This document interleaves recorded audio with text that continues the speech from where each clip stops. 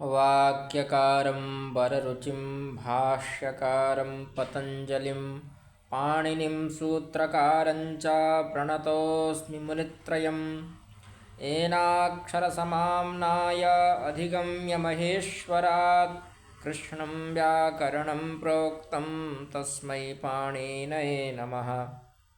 नमो नमः सर्वेभ्यः। CUET PG के अंतर्गत हम लोग कारक प्रकरण का अध्ययन कर रहे हैं। उसमें हमने पूर्व में कई कारकों का अध्ययन किया। इसमें कर्म कारक और कर्ता कारक था। आज हम उससे आगे चलकर तृतीया विभक्ति अथवा करण कारक और जो चौथा चतुर्थी विभक्ति है और संप्रदान कारक उसको जानेंगे। देखिए, हमने कर्ता कारक पढ़ा, वह क्रि धातु से निष्पन्न है। कर्म भी क्रि धातु से निष्पन्न है। करण कारक भी क्रि धातु से ही निष्पन्न है। संप्रदान कारक दा धातु से निष्पन्न है। तो अब हम जो पढ़ रहे हैं, देखिए मैंने कल नहीं, पिछले वीडियो में बताया था आपके लिए कि कर्ता में प्रथमा विभक्ति हो ऐसा कोई सूत्र पाणिनि जी ने नहीं कहा है।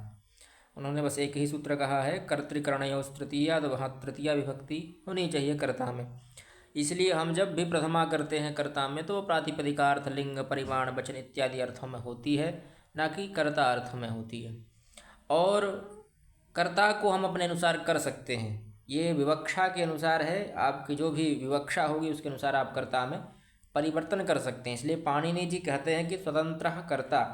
कर्ता जो है वह स्वतंत्र है। क्रिया में, वाक्य में आप चाहें तो कर्ता किसी को भी बना सकते हैं, है ना, और खुद भी बन सकते हैं, दूसरे को भी बना सकते हैं। मैं खाता हूँ, मेरे द्वारा खाया जाता है ना, कुछ भी कर सकते हैं आप। आपकी विवक्षा के ऊपर है। इसलिए पाणिनि जी कह रहे हैं कि स्वतंत्रः कर्ता क्रियायां स्वातंत्र्येण विवक्षितो अर्थः कर्ता स्यात्।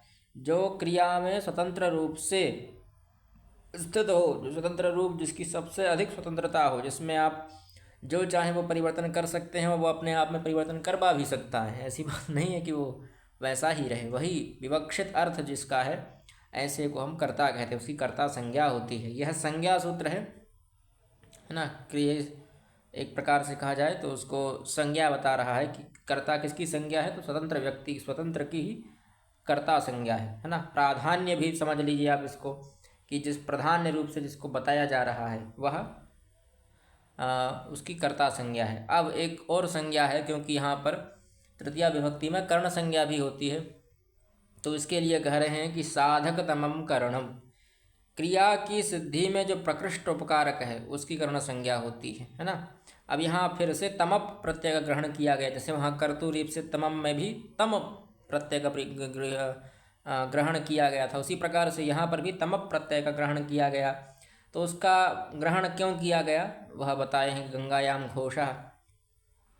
देखिए, जैसे अगर साधक ही कह देते, साधक करण है, साधकम करणम, जो साधक है वही कर्ण है, तो हम इससे अर्थ क्या निकालने लगते कि साधक तम कर्ण है ना। साधक भी कर्ण है और साधक तम भी कर्ण है।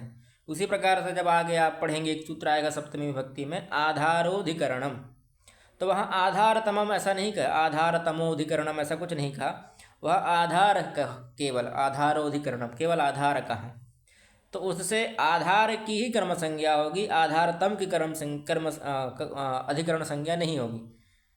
अगर हम वहाँ आधार तम अर्थ निकालने लगते तो गंगायाम घोषः में गंगायाम इसकी सप्तमी से अधिकरण संज्ञा नहीं हो पाती यहाँ पर, क्योंकि गंगा जी के ऊपर घोष, गंगा जी के ऊपर कार्य नहीं हो रहा है, गंगा जी के पास में कार्य हो रहा है ना। गंगा जी के तट पर कार्य हो रहा है, गंगा जी में कार्य नहीं हो रहा है।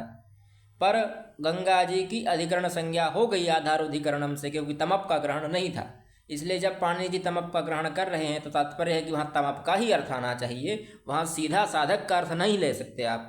इसलिए यहाँ पर तमप प्रत्यय का ग्रहण किया गया, ताकि गंगायाम में गंगायाम की भी जो अन्य आधार है उनकी, अन्यों की जहाँ जहाँ आवश्यकता है वहीं वहीं तमप का ग्रहण हो रहा है, जहाँ जहाँ आवश्यकता नहीं है वहाँ तमप का ग्रहण नहीं हो रहा है ना। इसलिए क्रिया की सृष्टि में जो, क्रिया की सिद्धि में जो प्रकृष्ट उपकारक है, जैसे अहम विद्यालयम गच्छामि, मैं विद्यालय जाता हूँ, पर मैं किसके द्वारा विद्यालय जा रहा हूँ? तो अहम द्विचक्रिकया विद्यालयम गच्छामि, अथवा चतुश्चक्रिकया विद्यालयम गच्छामि, अथवा लोकयानेन विद्यालयम गच्छामि, अथवा लोहपथगामिन्या विद्यालयम गच्छामि। मैं जो माध्यम है जिसके द्वारा जा रहा हूँ, यानी मैं जा तो रहा हूँ, अहम लोकयानेन गच्छामि, ठीक है, गच्छामि। अब यहाँ पर ये समझ लीजिए कि मैं करता हूँ, ये क्रिया है। अब इस क्रिया की सिद्धि में जो सबसे प्रकृष्ट उपकारक है, मैं जा तो रहा हूँ पर किसके माध्यम से जा रहा हूँ? तो लोकयान के माध्यम से, बस यान के माध्यम से, है ना, बस के द्वारा जा रहा हूँ। तो यहाँ पर ये क्रिया तभी संपन्न होगी, गच्छामि क्रिया तब संपन्न हो पाएगी जब यहाँ पर इसकी उपस्थिति होगी।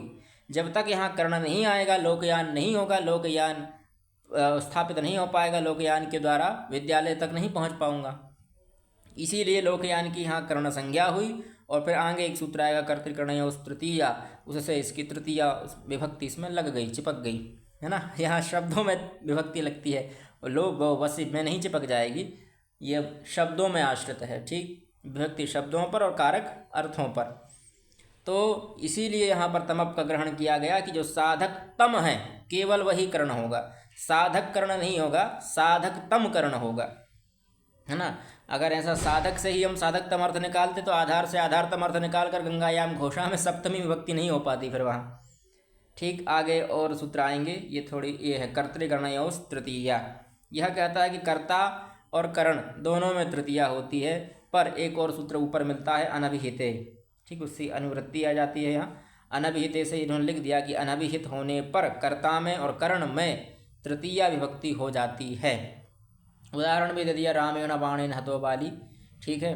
तो अब यहाँ अनभिहित क्या है वो हम कल भी बता चुके हैं और आज फिर बता देते हैं। अनभिहित का अर्थ होता है अनुक्त, अनुक्त मतलब कर्मवाच्य अथवा भाववाच्य, यह अर्थ निकाल लीजिए, है ना। ये नीचे इन्होंने लिख भी दिया, कर्मवाच्य अथवा भाववाच्य। तो ऐसा नहीं है कि अनभिहित में ही तृतीया विभक्ति होती है, जब अभिहित करेंगे तब भी कर्ण में तृतीया विभक्ति होती है, बस कर्ता में प्रथमा होने लगती है। हाँ, वो प्रथमा क्यों हो रही है? क्योंकि प्रातिपदिकार्थ लिंग परिमाण वचन मात्रे प्रथमा सूत्र निर्दिष्ट कर रहा है, इसलिए वहाँ प्रथमा हो रही है।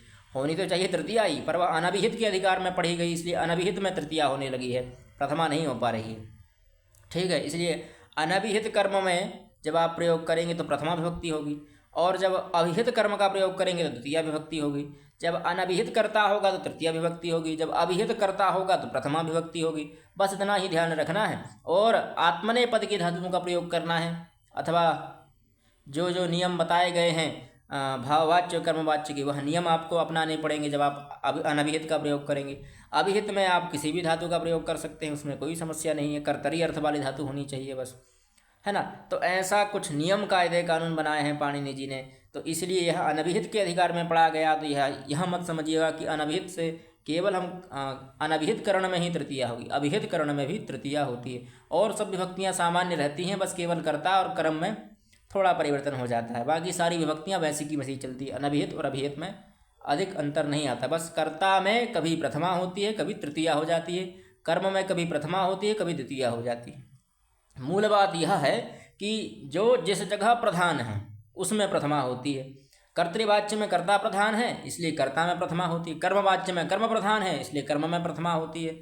और भाववाच्य में कर्म होता ही नहीं है, वहाँ क्रिया प्रधान है, इसलिए क्रिया विभक्ति तो नहीं लगा सकते धातु में, तो वहाँ कोई ऐसा नियम नहीं रहता कि प्रथमा निध्यते, क्यों कर्म है ही नहीं वहाँ, भाव मतलब सीधी क्रिया का ही प्रयोग है। जैसे एक उदाहरण दिया, रामेण बाणेन हतो बाली, यहाँ राम जी जो है वह बाण के द्वारा बाली को मार रहे हैं। क्रिया है हतः, अक्त प्रत्यय लगा है हनिंसा गत्यो धातु से, है ना, तो हतः रूप बन गया। और बाली यहाँ कर्म है, कर्म में प्रथमा विभक्ति हुई। हतः यह कर्म के अनुसार ही क्रिया का उत्पादन किया गया। कर्म पुल्लिंग का था इसलिए क्रिया भी पुल्लिंग की हुई, कर्म एक वचन का था इसलिए क्रिया भी एक वचन की है।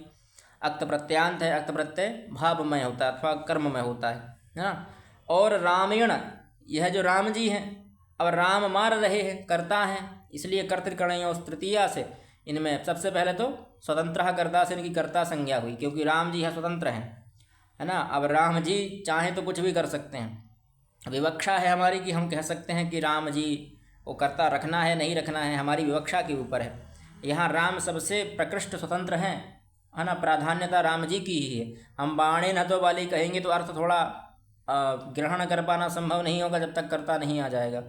इसलिए कर्ता की यहाँ महत्वपूर्ण भूमिका है, प्राधान्यता है, स्वतंत्रता है, इसलिए कर्ता, इनकी स्वतंत्र कर्ता से कर्ता संज्ञा हुई, कर्तृ संज्ञा हुई।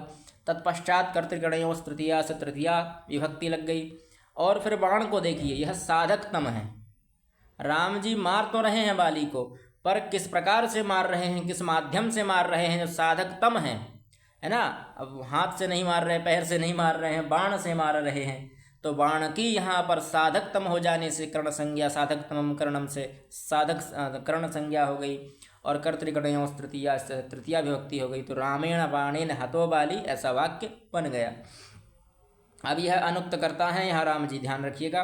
और क्रिया जो है भाववाच्य का, क्रियावाच्य का भाग, कर्मवाच्य का वाक्य है यह, है ना। यहाँ पर कर्म है इसलिए कर्मवाच्य का वाक्य है। और यह अनुक्त था, उक्त में कुछ और रूप बनते। अब एक वार्तिक आया है, प्रकृत्यादिभ्य उपसंख्यानम। एक गण है प्रकृति, उस प्रकृति वह ऐसे आकृति गण है, तो उसमें कुछ मुख्य शब्द पढ़े गए हैं, इनके अलावा भी और सारे शब्द होते हैं, नीचे लिख भी दिया है।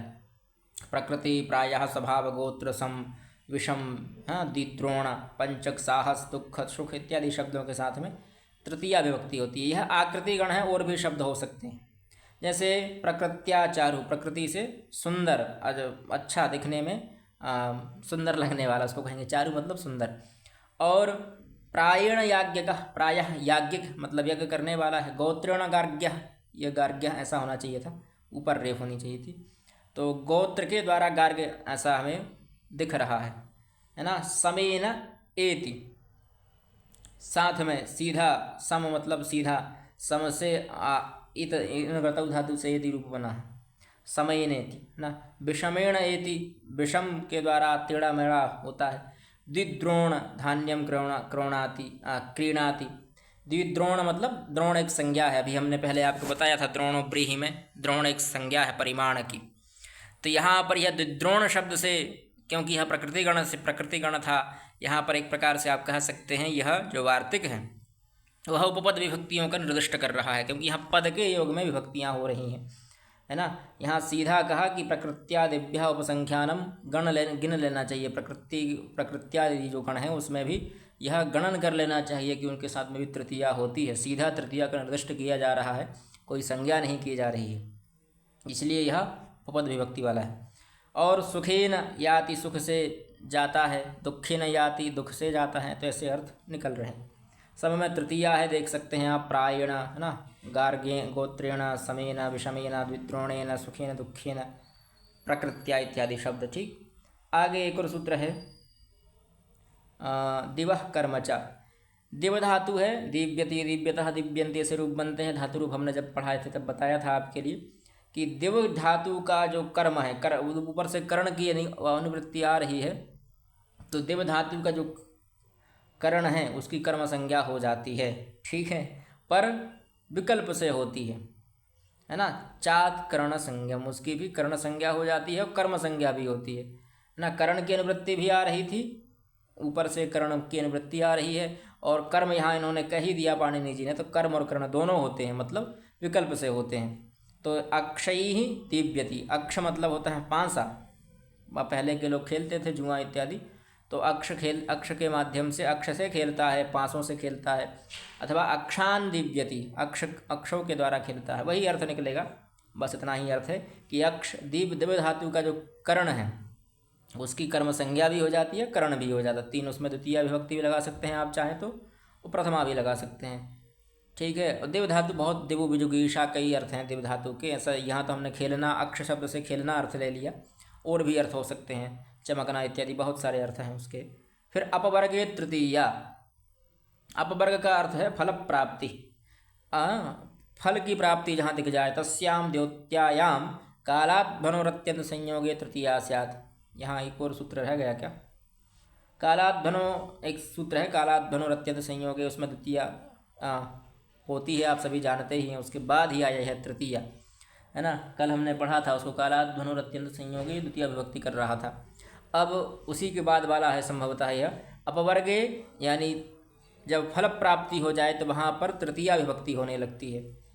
कल हमने कालात ध्वनि में पढ़ा था कि अत्यंत संयोग हो काल और ध्वनि का, अध्वन का, अध्व मतलब मार्ग और काल मतलब समय का और मार्ग का जब अत्यंत संयोग हो तो वहाँ द्वितीय विभक्ति होती है। अब कह रहे हैं कि अगर उस संयोग में फल प्राप्ति भी दिख रही है तो तृतीय विभक्ति हो जाती है। जैसे अहना अनुवाकोधीतः, अहन मतलब होता है एक दिन, अहन शब्द है ना, और अहना उसका तृतीय विभक्ति का रूप है अहना।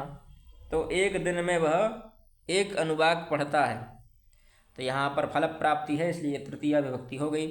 यानी एक दिन में उसने पूर्ण रूप से अनुवाक पढ़ लिया है, छोड़ा नहीं है, और उसको फल प्राप्त हुआ उस चीज़ का। क्रोशेन अनुवाकोधितः, एक क्रोश मतलब लगभग एक कोश तक 2-2.5 किलोमीटर, 3 किलोमीटर का मान लीजिए, 2 पॉइंट कुछ होता है, तो 3 किलोमीटर के लगभग उसने अनुवाक पढ़ा। चलते चलते एक क्रोश भर गया वो, और उस कोश में उसने पढ़ा, और वहाँ पर पढ़ा ही पढ़ा बीच में इस जो मान लीजिए एक क्रोश की, तो इस यहाँ से चालू हुआ तो यहाँ तक उसने पढ़ा ही, बीच में उसने पुस्तक नहीं रखी है कहीं। उसी प्रकार से पूरे दिन का जो समय था दिन भर वह पढ़ता ही रहा, और उस पढ़ने के बीच में उसने पूरा एक अनुवाक पढ़ लिया। ठीक, भले ही वह बीच में कभी कहीं व्यस्त भी हुआ तो भी उसने अंत तो गत्वा अपना जो कार्य था अनुवाक पढ़ने का वो संपूर्ण कर लिया, उसको फल प्राप्त हुआ, इसलिए यहाँ पर तृतीया हुई। अपवर्गे किम मासम मधीतो नायात, अपवर्ग को क्यों कहा गया? अपवर्ग को हटा दें तो क्या हो जाएगा? केवल तृतीया हो जाएगी फल, है ना। तो अब हर कहीं तृतीया ना होने लगे, इसलिए फिर वह कालात्मक संयोग निषेध कर देगा कि मासम मधीतो ना आयाता, मास भर उसने पढ़ा पर उसको ज्ञात नहीं हुआ, उसका फल प्राप्ति नहीं हुई, है ना। मास भर पढ़ा उसने, तो यहाँ काला धनुरत्यंत संयोगे से कालवाची शब्द में द्वितीय विभक्ति हो जाएगी।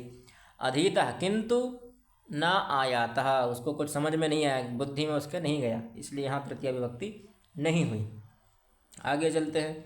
सहयुक्ते प्रधाने, सहार्थेन युक्ते अप्रधाने तृतीया स्यात्, अप्रधान कर्ता में भी तृतीय विभक्ति होती है, अथवा सह शब्द के योग में भी तृतीय विभक्ति होती है, जो आप समझ लें, है ना। और सह के 3-4 भाई हैं, साकम सार्धम समम, है ना, सह साकम सार्धम समम, इन चारों के साथ में भी तृतीय विभक्ति होती है। विना तद्योगम तृतीया, इन सब के योग में भी तृतीया होती है। वृद्धो यूना इत्यादि निर्देशित, अगर उसके बिना भी प्रयोग है तब भी तृतीया हो जाती है। जैसे वृद्धो यूना, यहाँ यूना में समम सार्धम साकम का प्रयोग नहीं है, पर यहाँ तृतीया विभक्ति सीधी निर्दिष्ट कर दी गई। युवन शब्द है युवन, उसका तृतीया में रूप बनता है यूना। जैसे श्वा शब्द है स्वन शब्द, उसका बनता है सुना। इसी प्रकार से युवन का यूना बनता है, युवन मतलब जवान व्यक्ति, तो युवक। तो यूना यहाँ कोई समम सार्धम साकम का प्रयोग नहीं है, पर तृतीया विभक्ति सीधी हो गई, इसलिए कहा बिना तद्योगम तृतीया, उसके बिना भी तृतीया होती है। वृद्धो यूना एक सूत्र है पाणिनि जी का, तो यहाँ बिना ही उसके हो गया। तो इसके कुछ उदाहरण भी हैं, जैसे पुत्रेण सहागता पिता, पिता जो है वह पुत्र के साथ में आए। अब यहाँ पर प्रधानकर्ता कौन है? पिता, इसलिए इनकी प्रातिपदिकार्थ लिंग परिमाण वचन मात्रे प्रथमा से प्रथमा विभक्ति कर्तरी संज्ञा मान लीजिए, और प्रातिपदिकार्थ संज्ञा हुई, और उसके बाद फिर इनके आगे प्रथमा विभक्ति हो गई इसमें। और पुत्रेण इसकी सहयुक्ते प्रधाने से अप्रधानकर्ता संज्ञा हुई और तृतीया विभक्ति हो गई, है ना। और सह आगतः पिता, पिता के साथ जो पिता पुत्र के साथ है। अब यहाँ पर पुत्र को भी कर सकते हैं पुत्रः पित्रा सह आगतः, ऐसा भी कर सकते हैं। पुत्रः पिता पित्रा सह आगतः, पित्रा बन जाएगा यहाँ पर, तृतीया में पित्रा हो जाता है ऐसा, ठीक। तो पुत्रः पित्रा सह आगतः, पिता के साथ में पुत्र आता है, तो यहाँ पुत्र मुख्य कर्ता हो गया, जिसको आप चाहें, क्योंकि मैं कह रहा हूँ स्वतंत्र कर्ता रहता है, कर्ता में आप जो चाहें वो कर सकते हैं परिवर्तन।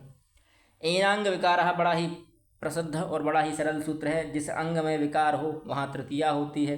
अब ये नांगी न विकृते नांगिनो विकारो लक्ष्यते, अंगी में विकार होता है, वैसे मूलतः अंग में विकार नहीं है, अंगी में विकार है। अंगी मतलब शरीरधारी, तो शरीरधारी के अंदर जो विकार दिख रहा है, उस विकार शरीर के अंगी के अंग में, जिस अंग में दिख रहा है उस अंग में तृतीया विभक्ति होती है। जैसे अक्षणा काणा, मान लीजिए कोई व्यक्ति है, वह आँख से काणा है, एक आँख से अंधा है, तो यहाँ अक्षी शब्द जो है, अक्षी का 3 में अक्षणा बनता है, 3 मतलब तृतीया विभक्ति में अक्षणा बनता है, ठीक है। तो अक्षणा मतलब आँखों से काणा है। अक्षि संबंधी काणत्व विशिष्ट इत्यर्थ। काणत्व, अक्षि से का जो संबंध बन रहा है वो काणत्व से हो रहा है। अंग विकार क्यों कहा गया? क्योंकि अक्षिकाणामस्य, यह विकार कहाँ है? तो अक्षिकाणाम, अक्षिकों, अक्षाम, अक्षिका में है, आँखों में उसके विकार है ना। पर यह विकार हो जाने से उसका जो शरीर है, विकार तो शरीर के अंदर ही है, शरीर के जिस अंग में है उस अंग में वहाँ तृतीया लग रही है, शरीर में तृतीया नहीं लगेगी। तो यह अंगी के अंदर जिस अंग में विकार है उसमें तृतीया होगी, ऐसा निर्दिष्ट कर रहे हैं। अक्षणा काना है ना। पादेन खंजहा, आगे और भी कुछ उदाहरण मिलेंगे तृतीया तत्पुरुष समास जब हम पढ़ेंगे तब।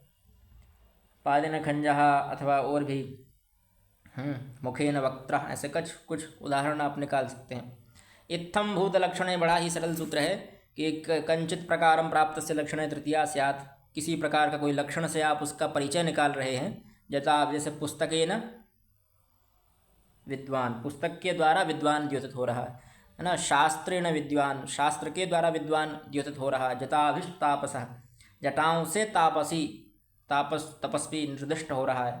जटा ज्ञाप्यता, जटा ज्ञाप्य तापसत्व विशिष्ट इत्यर्थ। जटाओं से वह उसके तापसत्व की प्रवृत्ति हो रही है, हमें ज्ञात हो रहा है कि ये तपस्वी व्यक्ति है, कोई तपस्वी है ना, जटाओं से। संज्ञोन्यतरस्याम कर्मणि, समपूर्वक अगर ज्ञा धातु का प्रयोग है, ज्ञा धातु जानते ही हैं, तो उसके कर्म में भी तृतीया विभक्ति हो जाती है विकल्प से। अन्यतरस्याम कह दिया है इन्होंने, पाणिनि जी ने, ये अन्यतरस्याम मतलब विकल्प से। अब समपूर्वक जब भी आप ज्ञा धातु का प्रयोग करेंगे तो उसके कर्म में तृतीया हो जाएगी विकल्प से। जैसे पित्रा संजानीते, पित्रा मतलब पिता के द्वारा जानता है, अथवा पितरम संजानीते, क्योंकि विकल्प से हो रही है तो द्वितीया और तृतीया दोनों हो जाएंगी। तो पिता के द्वारा जानता है ना। ज्ञा अवबोधने धातु है, सम उपसर्ग पूर्वक अच्छे अर्थ में निकाल सकते हैं। कैसे उपसर्गों के वही बहुत अर्थ होते हैं। अब है हेतु, किसी हेतु में देखिए, हेतु शब्द जो है, अभी हमने हेतु में द्वितीया भी पढ़ ली, वैसे प्रायः लगभग सभी विभक्तियाँ हो जाती हैं, बस थोड़ा अर्थ में अंतर आ जाता है। लगभग सभी विभक्तियाँ आपको मिलेंगी हेतु के साथ में। तो अब तृतीया निर्दिष्ट कर रहे हैं कि हेत्वर्थे तृतीया स्यात्। कभी हेतु किसका होना चाहिए? तो कहा द्रव्यादि साधारणम साधारणम निव्यापार साधारणंच हेतुत्वम। जो द्रव्यादि व्यापार है, द्रव्यादि का जो साधक है, और सब व्यापार भी हो सकता है अथवा निर्व्यापार भी हो सकता है, ऐसा नहीं है। क्रिया के साथ में भी हो सकता है, क्रिया के बिना भी हो सकता है, उसको हेतुत्व कहेंगे। और कर्ण जो था वह कर्ण की बता रहे हैं कि कर्णत्वम तो क्रिया मात्र विषयम। कर्ण जो था वह केवल क्रिया का जनक होता, क्रिया जनकत्वम क्या था वहाँ, साधकतमम कर्णम में क्रिया सिद्ध, क्रिया की सिद्धि में जो सबसे श्रेष्ठ साधकतम होता है उसकी कर्ण संज्ञा हो रही थी। अब यहाँ व्यापार जो है द्रव्यादि व्यापार, वह क्रिया के साथ में भी हो सकता है, क्रिया के बिना भी हो सकता है। जैसे दंडेन घटा, अब यहाँ पर जो है दंड के द्वारा घट का निर्माण हो रहा है। जैसे पहले आपने देखा होगा कि एक चौक होता था, डंडे से उसको घुमाते थे, फिर उसमें अभी भी बनते हैं वैसे घड़े, उसी सी प्रकार से बनते हैं, जिसको कुमार का आरा बोलते हैं हमारी भाषा में। और वहाँ उसको चक्के को घुमाते हैं डंड के माध्यम से, और फिर वह घट बन जाता है। तो वहाँ पर यह एक कहा जाए निर्व्यापार है, क्योंकि दंड के द्वारा कार्य हो रहा। पुण्यन दृष्टो हरि, यहाँ यह सब व्यापार है, उसने देखा, पुण्य के द्वारा हरि को देखा। तो यहाँ पर दंडेन पुण्यन, इन दोनों में हेतु, इस कारण से तृतीया हो गई। हेतवर्थे तृतीया स्यात्, हेतु इस अर्थ में तृतीया हुई कि दंड के द्वारा घट का निर्माण हुआ, यहाँ निर्व्यापार हुआ। और पुण्य दृष्टो हरि, पुण्यों में कोई कमी नहीं हुई है। पुण्यों के द्वारा, पुण्य उसको घसीट के नहीं लेके गए हैं, वहाँ पर उसको घसीट के ले जाया जा रहा था। लोकयानी न गच्छति अथवा गच्छामी, तो लोकयान के द्वारा जा रहे, लोकयान के बिना संभव नहीं था। जब तक लोकयान नहीं आता, उस पर हम बैठते नहीं, उसके द्वारा वहाँ हमारे गंतव्य स्थान तक नहीं पहुँचे, तब तक संभव नहीं था।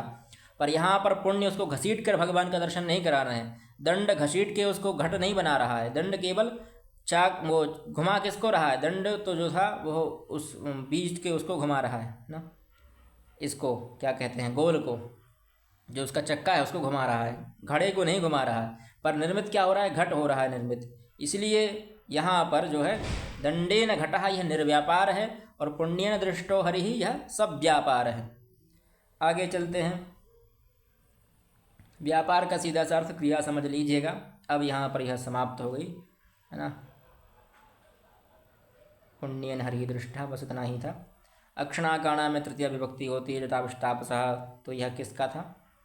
इत्थम भूत लक्षणे कृतगणयोस् तृतीया में तृतीय विभक्ति। कुछ प्रश्न भी हैं, ये आप चाहें दंडेन घटः, इसमें कौन सी विभक्ति होनी चाहिए, तृतीय विभक्ति, तो ये प्रश्न आप चाहें तो कर सकते हैं। अब चतुर्थी विभक्ति पर आते हैं। रामेण बानो हत वाली कुछ अर्थ भी दिए हैं सबके, कुछ प्रश्न भी पूछे हैं, इनका अभ्यास करेंगे तो आपको और सरल हो जाएगा। अब चतुर्थी विभक्ति पर पहुंचते हैं। 25 मिनट तो हो ही गए हैं। हाँ, ये है कर्मणा यमभिप्रैति संप्रदानम, कर्म के द्वारा आप जिसको सबसे अधिक चाह रहे हैं, है ना, कर्म के द्वारा। अभी हमने कर्ता का पढ़ा था, कर्तुरीप्सितमम कर्म, कर्ता के अपनी क्रिया के द्वारा जिसको पसंद कर रहा है ना, कर्तुरीप्सितमम कर्म। फिर साधकतमम करणम में क्रिया सिद्धौ प्रकृष्टोपकारकम कर्ण संज्ञम स्यात्।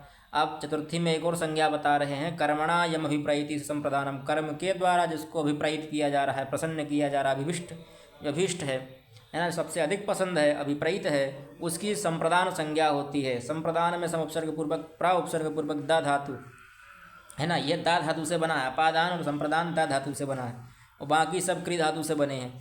कारक अगर पढ़े जाएँ तो कर्ता भी क्री धातु से, कर्म भी क्री धातु से, कर्ण भी क्री धातु से, अधिकरण भी क्री धातु से, और एक कौन रह गया, हाँ, कर्ता कर्म करण और अधिकरण, और इसके बाद अपादान संप्रदान, ये दोनों दा धातु से बने। संबंध को हम कारक मानते नहीं। तो दान कर्म के द्वारा अथवा दानस्य कर्मणा यम अभिप्रैति, दान कर्म के द्वारा जो अभिप्रैत है उस अभिप्रैत की संप्रदान संज्ञा हो जाती है।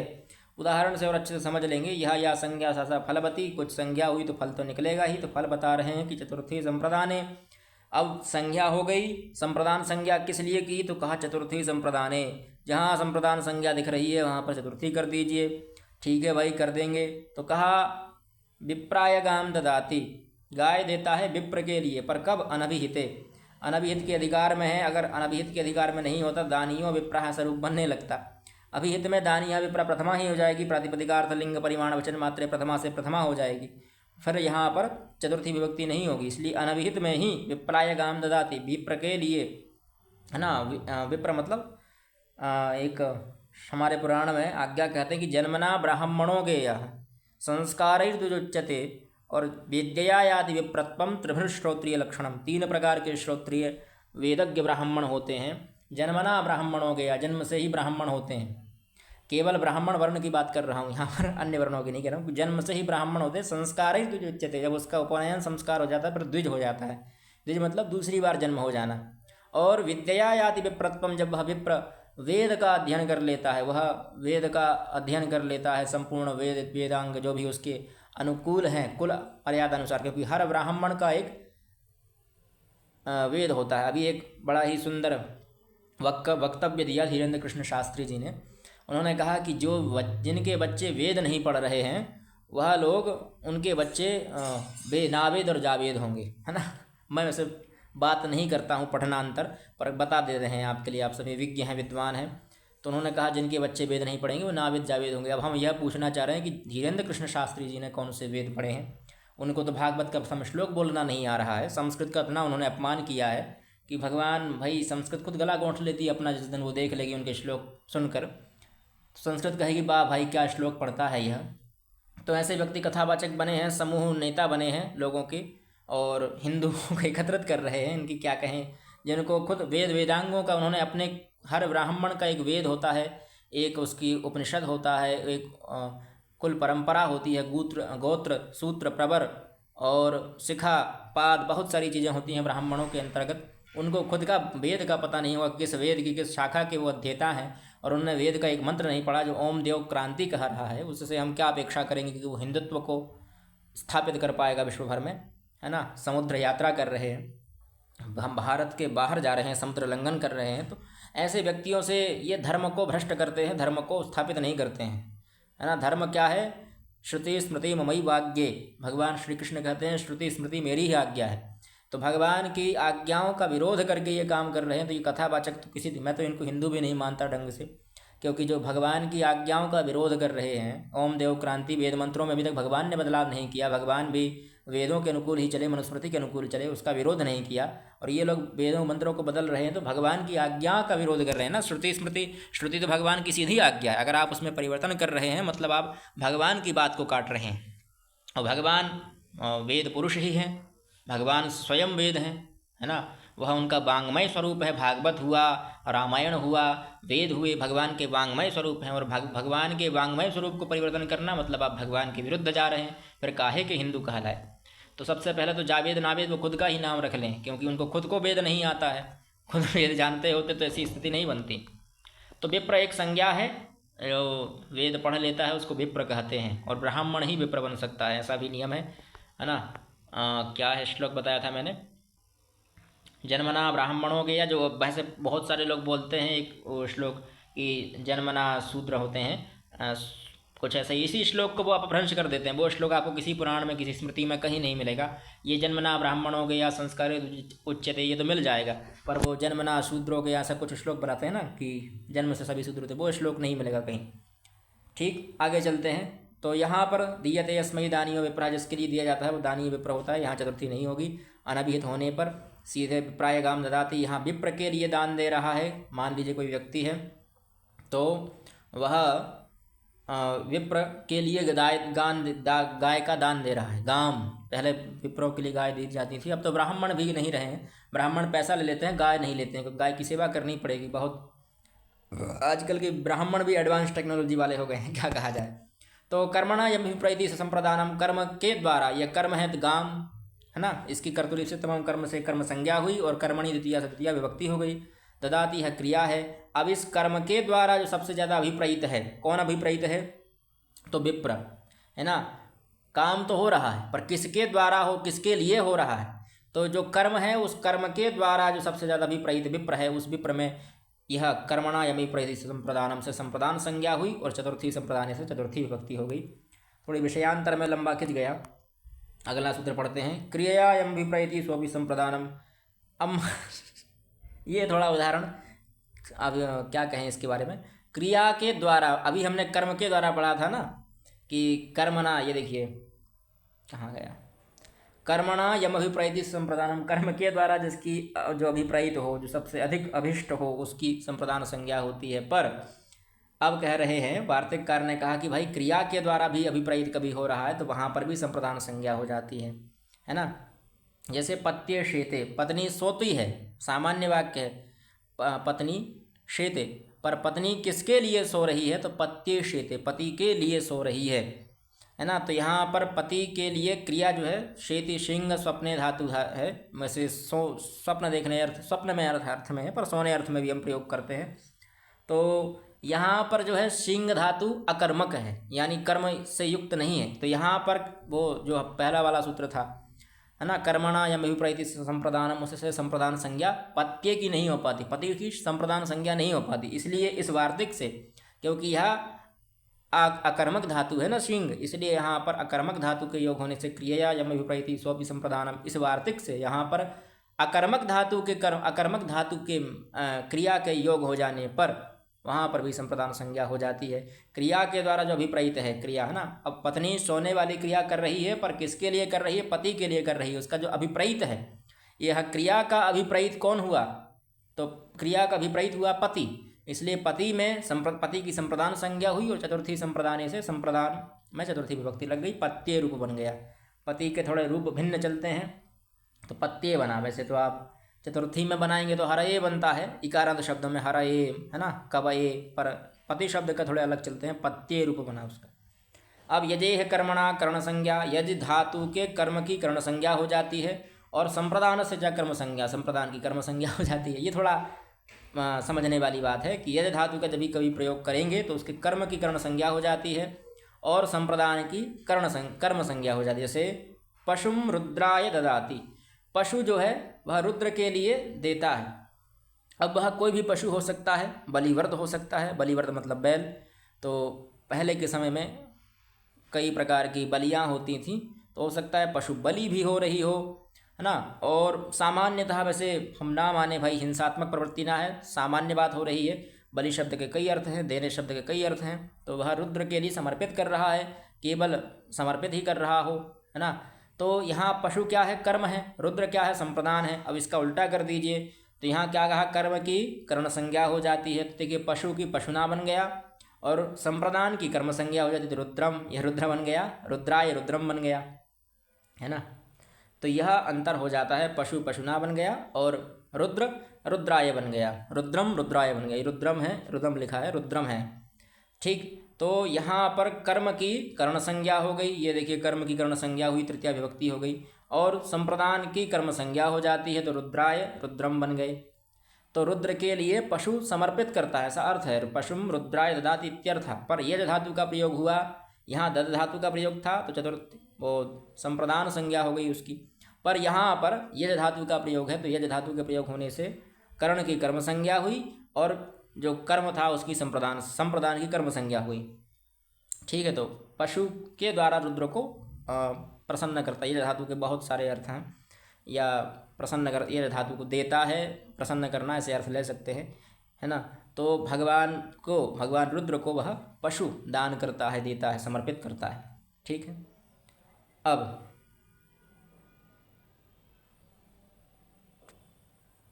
यह वैदिक व्याकरण में से संबंधित है ना, लिख भी दिया इन्होंने, यह वैदिक व्याकरण से। अब है रुच्यर्थानाम प्रीयमाणः, जो रुच्यादि धातुएं हैं, ऐसी अर्थ वाली धातुएं हैं। ठीक, केवल रुच धातु के ही योग में चतुर्थी विभक्ति नहीं होती है, बहुत सारे लोग सोचते हैं, पर रुच के समानार्थक जो धातुएं, अर्थ शब्द का ग्रहण किया गया है कि रुच आदि अर्थ वाली जो धातुएं हैं उनके प्रयोग में जो प्रीयमाण है ना, इनके पैसे लोग सोचते हैं कि यह एक उपपद विभक्ति वाला सूत्र है, पर यह उपपद विभक्ति वाला सूत्र नहीं है, यह संप्रदान संज्ञा सूत्र है, संज्ञा कर रहा है।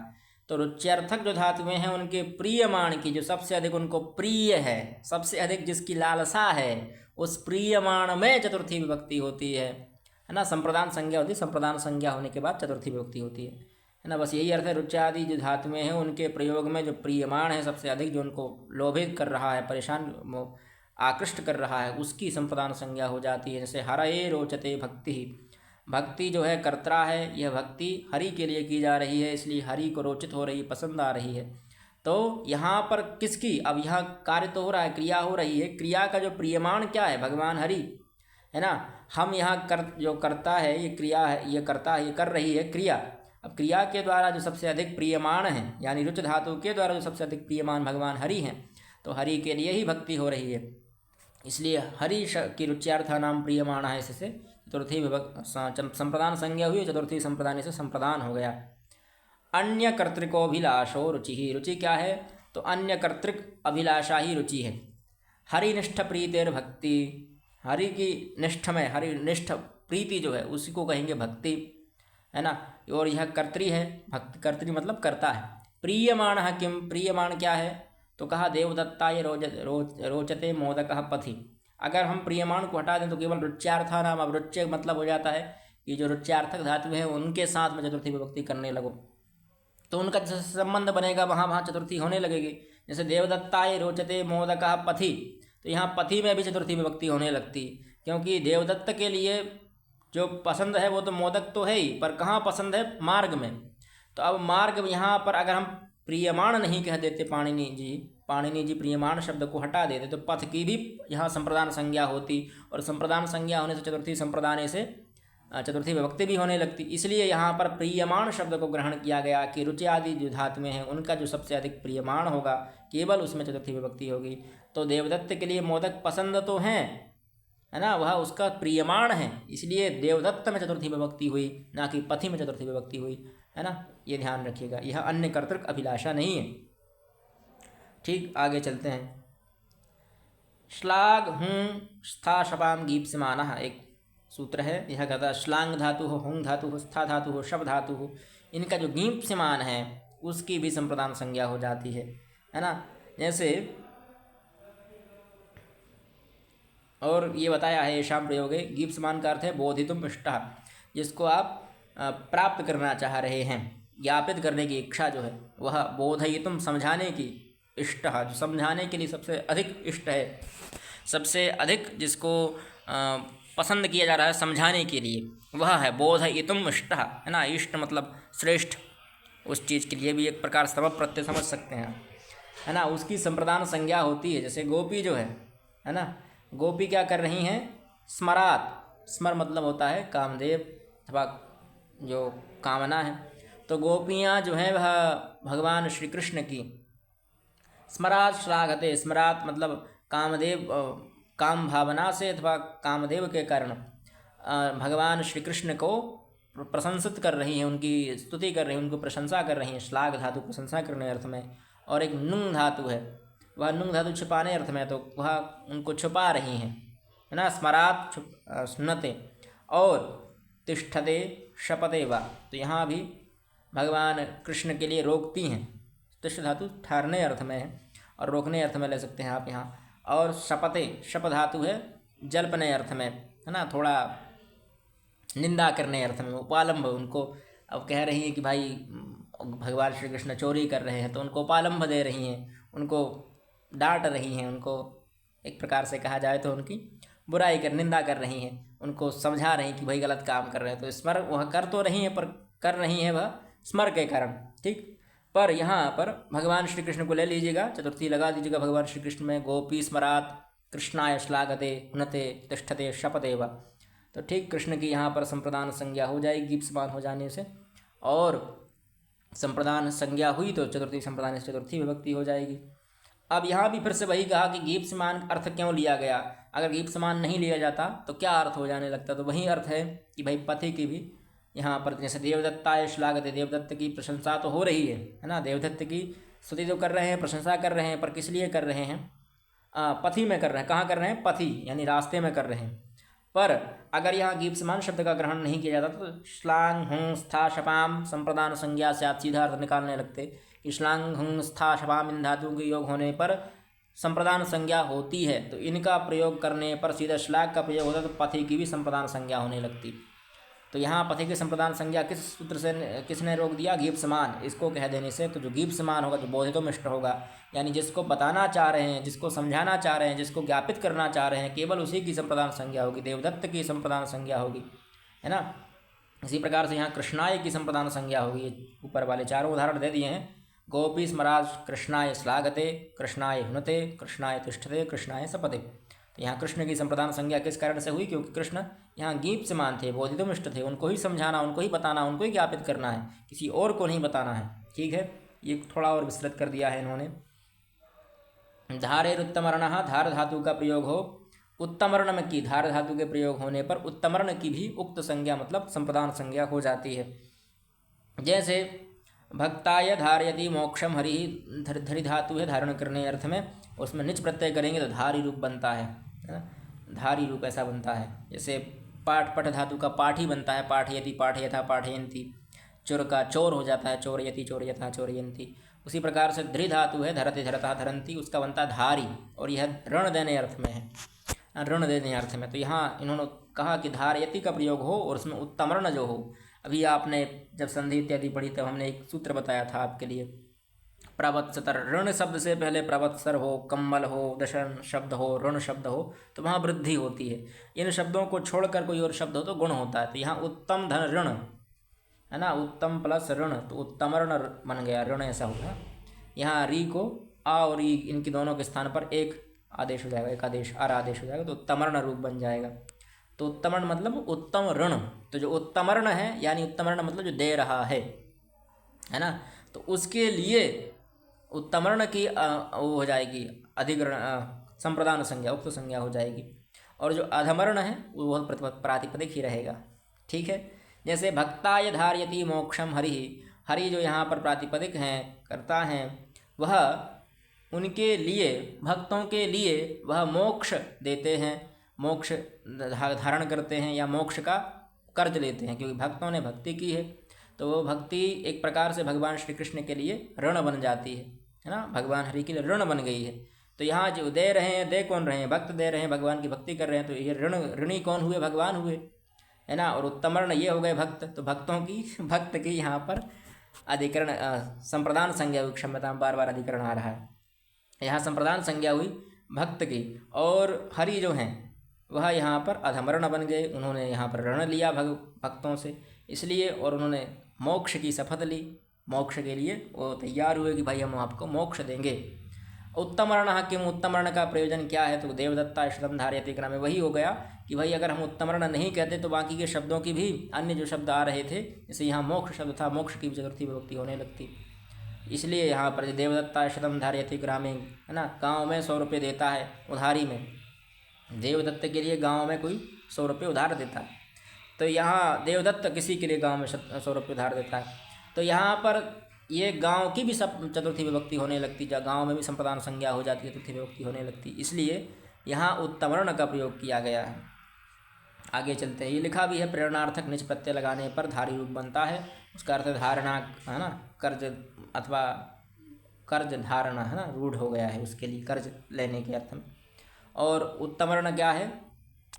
तो अधमम ऋणम अधमरणम यस्य, और यह अधमरण है जो जिससे ऋण लेना पड़ता है। उत्तमर्ण क्या है? जिससे तू कर्ज देने वाला है ना, तो उत्तमर्ण भक्त हैं और अधमर्ण भगवान बन गए हैं। भगवान बड़े भोले भाले बेचारे दयालु हैं, भक्त वत्सल हैं, कुछ भी बन जाते हैं वो, तो सेवक बन जाते हैं, कभी कभी स्वामी बन जाते हैं, कभी मित्र, कभी सखा। वो हम कहते भी हैं, त्वमेव माता च पिता त्वमेव बंधु सखा त्वमेव, है ना, माता रामो मत पिता रामचंद्र, स्वामी रामो मत सखा रामचंद्र, सर्वस्वम में रामचंद्रो दयालुर, नान्यम जाने नैव जाने न जाने। स्पृहेर ईप्सितः, कहते हैं कि स्पृह धातु के प्रयोग होने पर ईप्सित तम की भी कर्म, ईप्सित की भी कर्म संज्ञा, ईप्सित तम नहीं कहा, यहाँ ईप्सित ही कहा है केवल, ठीक है, ये ध्यान रखिएगा। तो ईप्सित की भी कर्म संज्ञा, संप्रदान संज्ञा हो जाती है। ईप्सित तम होने पर तो कर्म संज्ञा ही होगी, है ना। यही कह रहे हैं कि स्पृह धातु का प्रयोग हो जाने पर, ये भी निजंत है ना, स्पृह धातु के प्रयोग हो जाने पर जो इष्ट है, ईप्सित है, चाहना चाह रहे हैं जिसको, उसकी भी संप्रदान संज्ञा होती है। जैसे पुष्पेभ्यः स्पृहति, व्यक्ति ही पुष्पेभ्यः स्पृहति, पुष्प के लिए चाहता है, पसंद करता है। ईप्सितम क्या है उसके लिए? पुष्प। ईप्सितम नहीं, ईप्सित है, केवल पुष्प को चाह रहा है, ऐसा प्रेम नहीं कर रहा, सामान्य प्रेम है उसके लिए, है ना, विशिष्ट प्रेम नहीं है। विशिष्ट प्रेम होने पर वहाँ पर उसमें द्वितीय विभक्ति होने लगती, कर्म संज्ञा होने लगती, इसलिए पुष्पों के लिए वो चाह रहा है। ईप्सितः किम पुष्पेभ्यो बने स्पृहति, अगर ईप्सित शब्द का अर्थ नहीं लेते आप तो वहाँ पर हर किसी में आप चतुर्थी विभक्ति करने लगते, है ना। पुष्पेभ्यो बनाय स्पृहति, ऐसा अर्थ होने लगता, बने में भी चतुर्थी विभक्ति होने लगती। इसलिए यहाँ पर ईप्सित का प्रयोग किया गया कि बन में चतुर्थी विभक्ति ना होने लगे। जो ईप्सित है यानी पुष्प ईप्सित है, पुष्पों को पसंद कर रहा है, फलेभ्यः स्पृहति, फलों के लिए पसंद कर रहा है, अन्य वन के लिए, उस वृक्ष के लिए पसंद नहीं कर रहा है, फल के लिए पसंद कर रहा है ना। तो वृक्षस्य फलेभ्यः स्पृहति, तो यहाँ वृक्ष की नहीं होगी संप्रदान संज्ञा, यहाँ पर फल की संप्रदान संज्ञा होगी। वृक्ष के फलों की संप्रदान, फल की ही केवल संप्रदान संज्ञा होगी, क्योंकि फल ईप्सित हैं, फल उसको पसंद आ रहे हैं, वृक्ष पसंद नहीं आ रहा है, इसलिए यहाँ वृक्ष की संप्रदान संज्ञा नहीं होगी। जैसे पुष्पेभ्यो बने स्पृहति, वन में पुष्पों को पसंद कर रहा है, तो वन में कर रहा है, वन ईप्सित तो ईप्सित नहीं है, उसके लिए ईप्सित तो पुष्प है, इसलिए पुष्प की संप्रदान संज्ञा हुई। ईप्सित मात्र यम संज्ञा, केवल ईप्सित मात्र में ही यह संज्ञा होगी। प्रकर्ष विवक्षायाम तो परत्वात् कर्म संज्ञा, अगर कोई प्रकर्ष विवक्षा है, मैं पहले ही बता चुका हूँ कि ईप्सितम हो जाने पर फिर वही कर्तुर ईप्सितम कर्म से कर्म संज्ञा हो जाएगी। तो पुष्पाणि स्पृहति, पुष्पों को चाहता है, ऐसा पुष्प को ही, मतलब उसके लिए बहुत अधिक पसंद है पुष्प, तब वह पुष्पाणि स्पृहति का प्रयोग करेंगे आप, ठीक है। आगे चलते हैं। हो क्रुद्धीर्षा सूयार्थानाम यम प्रतिकोपः, जिसके प्रति कोप हो वहाँ पर क्रुद्ध धातु, द्रुह्य धातु, असूय धातु, ईर्ष धातु में भी संप्रदान संज्ञा हो जाती है। क्रुद्या है कहा ना, क्रुद्यार्थानाम प्रयोगे यम प्रतिकोपः, जिसके प्रति कोप है, कोप मतलब एक कहीं तो ढब्बो रहती है ना, जलन, है ना, थोड़ी दुश्मनी, वह वाली कभी ऐसी आपकी स्थिति बन रही है, तो जिसके प्रति है उसमें संप्रदान संज्ञा हो जाती है ना। ये यम प्रतिकोपा का गहन अर्थ है। अगर यम प्रतिकोपा नहीं कहते तो आगे देखिए भार्याम ईर्ष्यति, यहाँ पर भी दिक्कत होने लगती, इसलिए इन्होंने यम प्रतिकोपा कहा, आगे बताएंगे वो कि हरये क्रुध्यति, हरि के लिए क्रोध करता है, द्रुह्यति द्रोह रखता है, ईर्ष्यति ईर्षा करता है, असूयति निंदा करता है। अब इनका अर्थ क्या है? तो क्रोध का अर्थ है अमर्ष, अमर्ष मतलब सह ना पाना, कोई ऐसी चीज़ जैसे आप सह ना पाए पर विरोध भी नहीं कर सकते उसका। जैसे अभी कोई चीज़ें, कोई आपसे कहे कि भाई व्याकरण मत पढ़ो, अब गुरुजी कह रहे हैं कि आज व्याकरण मत पढ़ो, आज ऐसी तिथि है, ये व्याकरण मत पढ़िए, तो अब आपको पढ़ना, कल पेपर है आपका, वो पढ़ना है आपको, अमर्ष आया, आप क्रोध आया, पर आप उसका जवाब नहीं दे सकते। द्रोह अपकारः, द्रोह का अर्थ है अपकार करना, किसी का अपमान करना। ईर्ष्या का अर्थ है अक्षमा, ऐसी बात होना है जिसको क्षमा नहीं कर सकते उसको कहेंगे ईर्ष्या। असूया है गुणेशु दोषाविष्करणम, गुणों में भी दोष को निकाल देना ना। कोई अच्छा व्यक्ति है, महान व्यक्ति है, उसमें भी आप गुणों को निकाल दो। भगवान है, भगवान कृष्ण है, आप उनमें भी कह रहे हैं कि भाई भगवान कृष्ण ने वो गोपियों के वस्त्र चुराए, चोरी की, तो यह एक सामान्य उनमें दोषाविष्करण है। ये नहीं सोच रहे कि किस लिए की, क्योंकि, कहाँ की, क्यों, क्या तात्पर्य था, क्या लाभ था, क्या हानि थी, वो नहीं करना। आप सीधा उनमें दोष निकाल रहे हैं, है ना। तो यह असूया है, ठीक है। द्रुहादयो कोप प्रभवा एव गृह्यन्ते। तो यहाँ कह रहे हैं कि यम प्रतिकोपः इसका क्यों प्रयोग किया गया। अगर यम प्रतिकोपः का प्रयोग नहीं करते तो यह अर्थ निकलता भार्याम ईर्षति, वह भार्या, यहाँ ईर्षति ऐसा मान लीजिएगा, है ना। ये रा जो नीचे कर दिया इन्होंने, ऊपर होना चाहिए था।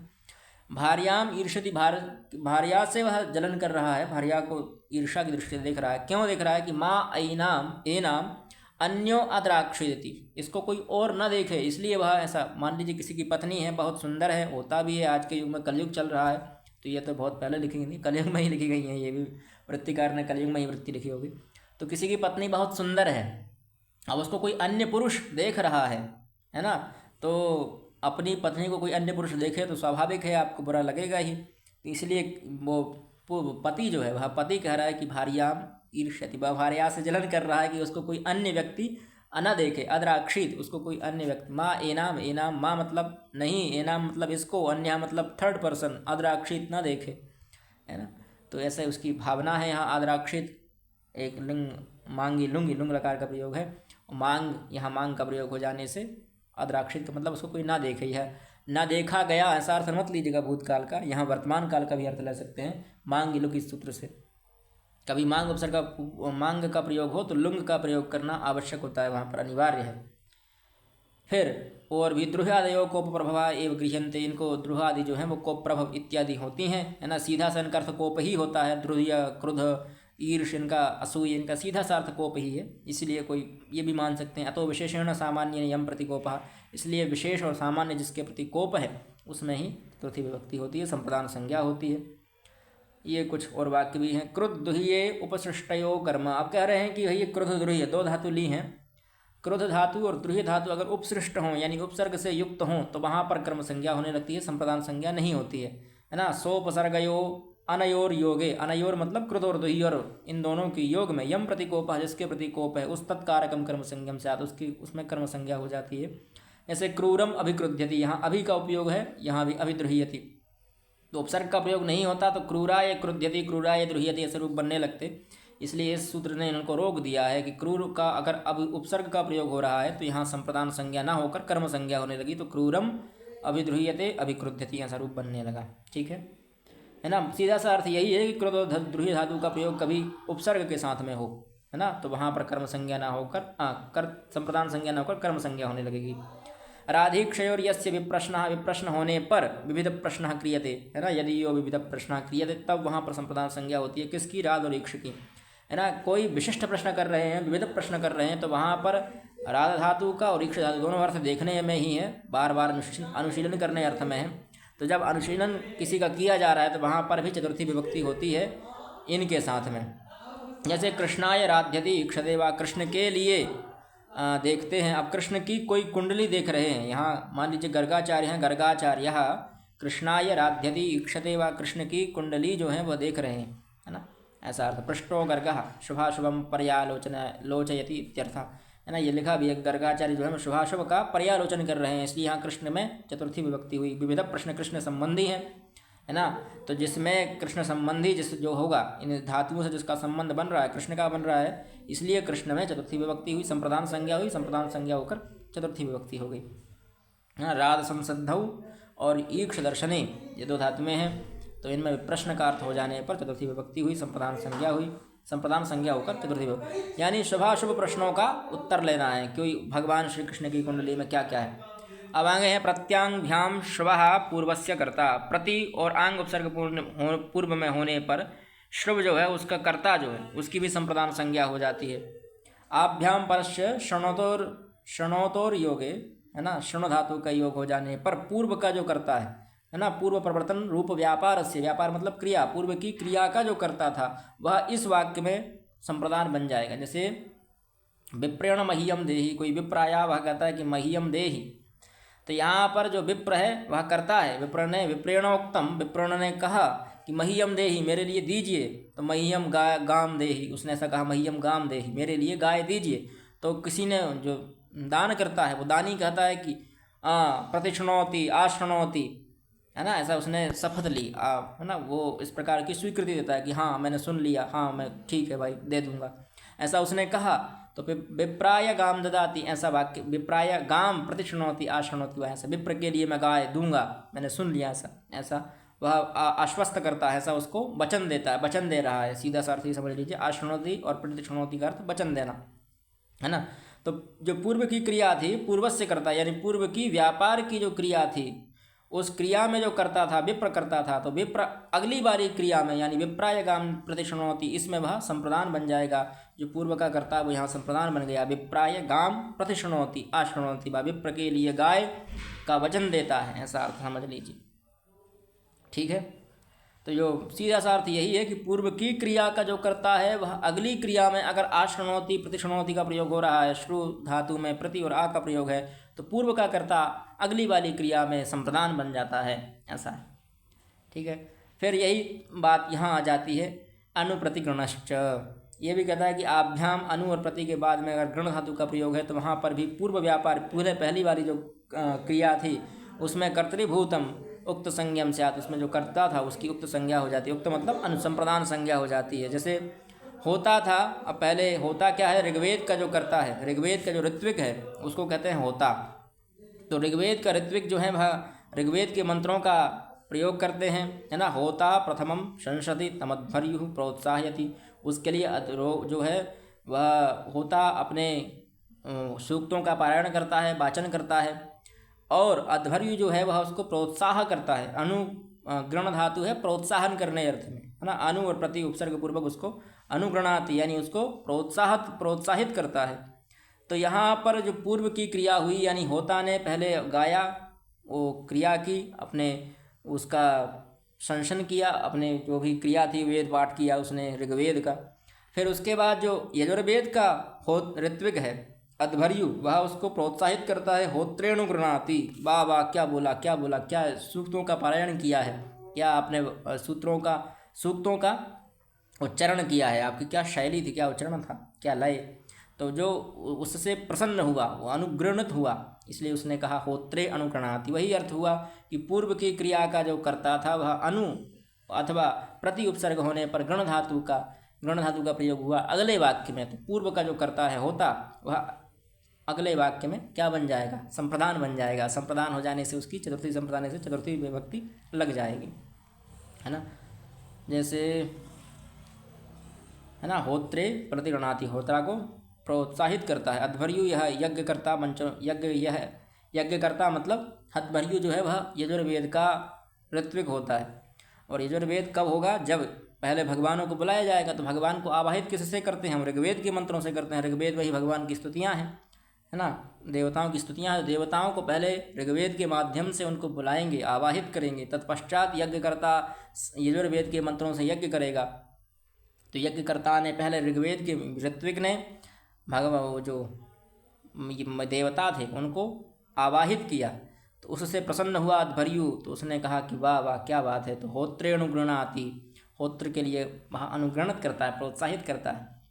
फिर परिक्रयणे संप्रदान अन्यतरस्याम, परिक्रयण होने पर, परिक्रयण मतलब होता है खरीदना जाना, है ना। क्रयण शब्द आप जानते ही हैं, क्री धातु खरीदने अर्थ में ही होती है। तो किसी को एक निश्चित समय के लिए, नियतव कालम भृत्या, नियत काल के लिए, एक निश्चित समय के लिए जब आप स्वीकार करते हैं, परिकरण करते हैं, तो वहाँ पर भी जो साधकतम है उस साधकतम की संप्रदान संज्ञा हो जाती है। यानी जिसकी कर्ण संज्ञा होनी चाहिए थी उसकी संप्रदान संज्ञा हो जाती है। पर किससे होती है, विकल्प अन्यतरस्याम, विकल्प से होती है। इसलिए वहाँ पर तृतीया का भी प्रयोग होगा, चतुर्थी का भी प्रयोग होगा। जैसे शतेन परिक्रीतः, 100 रुपये में खरीदता है, अथवा शताय परिक्रीतः, 100 रुपये में, वही अर्थ निकलेगा, बस शताय और शतेन दोनों हो जाएंगे। 100 रुपये में, सहस्रेण क्रीतः परिक्रीतः अथवा सहस्राय परिक्रीतः, दोनों अर्थ निकाल सकते हैं आप। ठीक है, 100 रुपये में खरीदता है अथवा 1000 रुपये में खरीदता है, वही अर्थ है। परिक्रीता, खरीदा उसने कुछ समय के लिए। तादर्थे चतुर्थी वाच्या, जिस अर्थ में आप किसी कार्य किसी प्रयोजन के लिए, है ना, हेतु के लिए। अभी हमने हेतु में पढ़ी थी तृतीया, अब हेतु में पढ़ लीजिए चतुर्थी। किसी हेतु के लिए आप कुछ कार्य कर रहे हैं, जैसे हम लोग किस लिए पढ़ रहे हैं, शिक्षा शास्त्री परीक्षार्थम, है ना, अध्ययनम करोमि, शिक्षा शास्त्री परीक्षा के लिए हम पढ़ रहे हैं। तो यह हमारा हेतु है कि हम उस शिक्षा शास्त्री परीक्षा को पास करना चाह रहे हैं। तो यहाँ शिक्षा शास्त्री परीक्षार्थम, यहाँ चतुर्थी विभक्ति हो गई, अथवा परीक्षायै। तो यहाँ ये भी उसी अर्थ में जब आप कोई प्रयोग कर किसी हेतु के लिए प्रयोग कर रहे हैं तो वहाँ पर भी तादर्थ्य में चतुर्थी हो जाती है। ये वार्तिक है, यहाँ भी ये तादर्थ्य में रेफ ऊपर होनी चाहिए, नीचे कर दी है, कुछ मिसप्रिंट है। मुक्तये हरिम भजति, मुक्ति के लिए हरि का भजन करता है, सीधा सा अर्थ है। यहाँ तादर्थ्य मतलब मुक्ति एक कारण है, उसके पास हेतु है, उस हेतु के कारण वह चतुर्थी विभक्ति हो गई, है ना। ये आभूषणाय स्वर्थम, ये देखिए काव्य यशसे अर्थ कृते व्यवहार विदे, आपने पढ़ा ही होगा।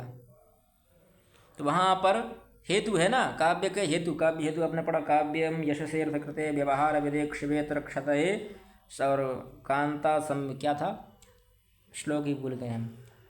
काव्यम यशसेर्थ कृते व्यवहार विदे क्षिवेत रक्षतये सद्यः पर निर्वृतये कांता संहितयोपदेशे।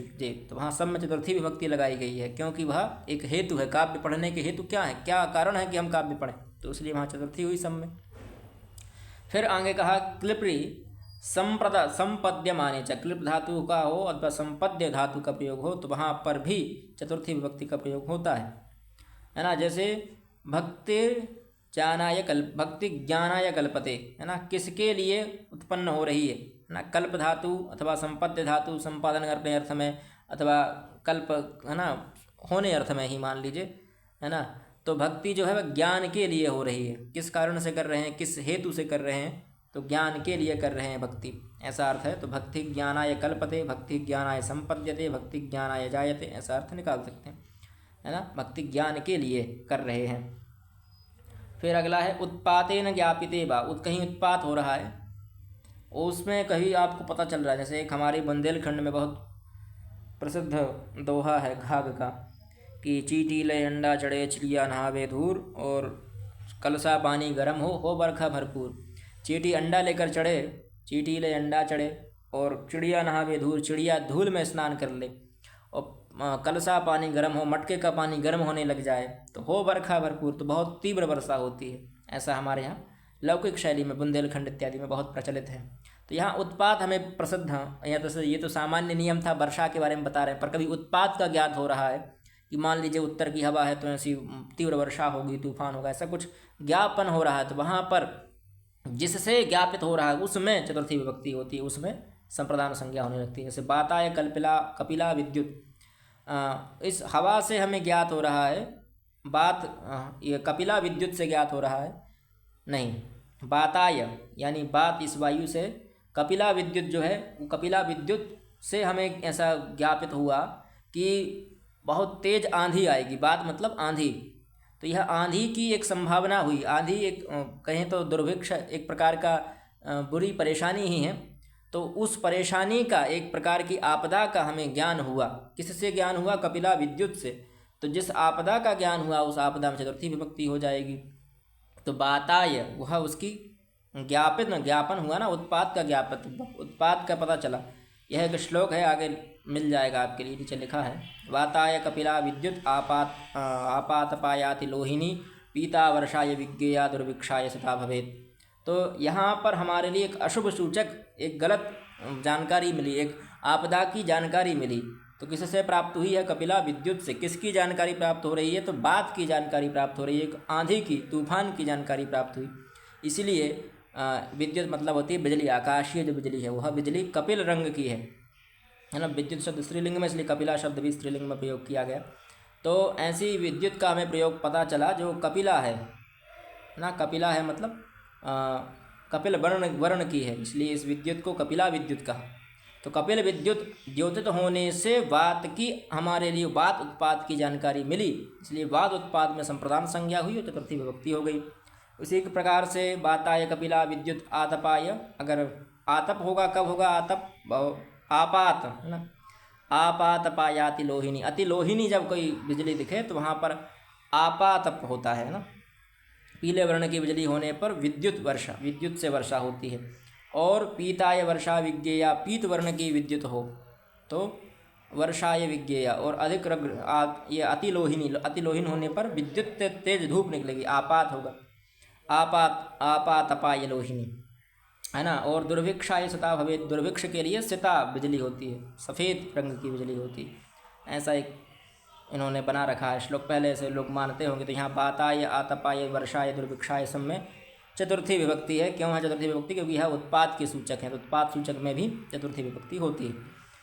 फिर क्रियार्थोपपदस्य कर्मणि, क्रियार्थोपपदस्य च कर्मणि स्थानिनः, क्रियार्था क्रियापदम यस्य, क्रियार्था जो है उस क्रियार्था की क्रिया का जो पद है उसके जो स्थानन है, प्रयुज्यमान है, उसकी तुमुन हो जाने पर, तुमुन कर्मणि चतुर्थी स्यात्, तुमुनः कर्मणि चतुर्थी स्यात्, फलेभ्यो याति। एक सामान्य वाक्य समझ लीजिए, जैसे हमें कहना है कि भोक्तुम गच्छामि, है ना, मैं भोजन के लिए जाता हूँ, तो भोक्तुम गच्छामि। अच्छा, पातुम गच्छामि, पीने के लिए जाता हूँ, ऐसा मान लीजिए, पातुम गच्छामि।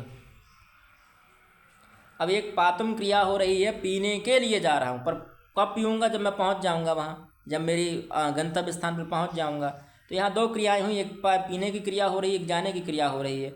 जो पहली वाली क्रिया है यह क्रियार्था है, और इसका जो उपपद होगा उस उपपद को स्थानन जिसका प्रयोग है, तुमुन प्रत्यय का जहाँ प्रयोग हो रहा है, उस तुमुन प्रत्ययांत शब्द की चतुर्थी विभक्ति हो जाएगी, है ना। जैसे पीने के लिए जा रहे हैं, तो इसमें हम आप चाहें तो इसका जो तुमुन प्रत्यांत शब्द है उसका जो उपपद स्थानीय शब्द आएगा, उसका समीपार्थक शब्द आएगा पीने के लिए, है ना, उसका, अथवा खाने के लिए जैसे जा रहे थे हम भोक्तुम, तो भोजनाय ऐसा रूप बन जाएगा, भोजनाय गच्छामि, भोजन के लिए जाता हूँ। उसी प्रकार से जैसे फलानि आहर्तुम याति, फलों को लेने के लिए, आंग उपसर्ग पूर्वक ही धातु हरण करने अर्थ में तुमन प्रत्यय करके आहर्तुम रूप बना उसमें।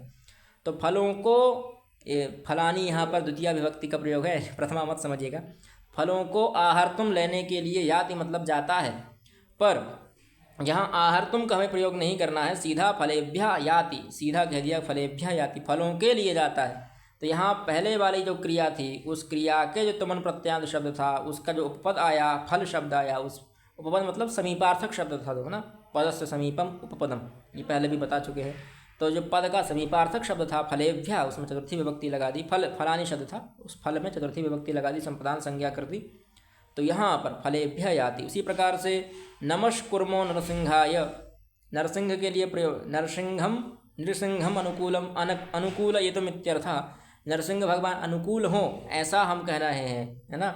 तो अनुकूलयितुम, इसका जो समीपार्थक शब्द है नरसिंह, उस नरसिंह के लिए हमने चतुर्थी विभक्ति लगा दी, नरसिंहम अनुकूलम, तो नृसिंहाय नमस्कुर्मो, नमस्कुर्मः नृसिंहाय, भगवान नरसिंह के लिए हम नमस्कार करते हैं, वयम नमस्कुर्मः, है ना, ऐसा अर्थ है, नमस्कुर्मः बहुवचन का है। एवं स्वयंभुवे नमस्कृतम इत्यादि है, सभी स्वयंभुव के लिए नमस्कार करते हैं, ऐसा भी मान सकते हैं। अब यहाँ पर नमस्कुर्मः कारक विभक्ति बली ऐसी, ऐसा मानते हैं उपपद विभक्ति से कारक विभक्ति बली ऐसी होती है, इसलिए यहाँ पर नमस्कुर्मः, यहाँ उपपद पूर्वक क्रिय धातु का प्रयोग है, नमः का केवल प्रयोग नहीं है। नमः का प्रयोग होता तो चतुर्थी होने लगती, नमः का प्रयोग नहीं है, नमः के साथ क्रिया का एक प्रयोग है ना, क्रिय धातु का प्रयोग है, इसलिए यहाँ पर चतुर्थी विभक्ति ना होकर द्वितीय विभक्ति होती थी, हो रही थी, है ना, नरसिंहम नमस्कुर्मः ऐसा होना चाहिए था, पर यहाँ पूर्व में हमने तुमन प्रत्यय का प्रयोग किया था, इसलिए नरसिंह में चतुर्थी विभक्ति हो गई। आगे और जब हम पढ़ेंगे नमस्तस्ति स्वाहा सदालम भषण योगा, तो वहाँ और बता देंगे।